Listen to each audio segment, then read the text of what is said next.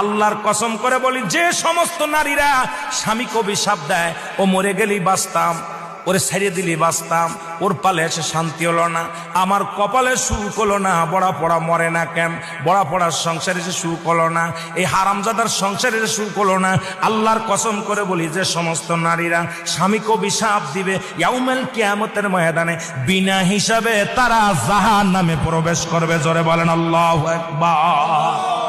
আমার মারা যারা মাইকের আওয়াজ শোনেন, শুনে নেন, যত আপনার নামাজ, আপনার রোজা, আপনার হজ সবকিছু বরবাদ হয়ে যাবে যারা স্বামীকে লানত করবেন, স্বামীকে যারা অভিশাপ করবেন, স্বামীর বিরুদ্ধে অভিযোগ করবেন, স্বামীর প্রশংসা করবেন। আল্লাহর দরবারে আপনি নেকি পাবেন, আল্লাহর দরবারে নফল বন্দেগী পাবেন। সারা রাত পরে আপনি ইবাদত করেছেন, আর একবার বলেন, আপনার মার কাছে বলেন,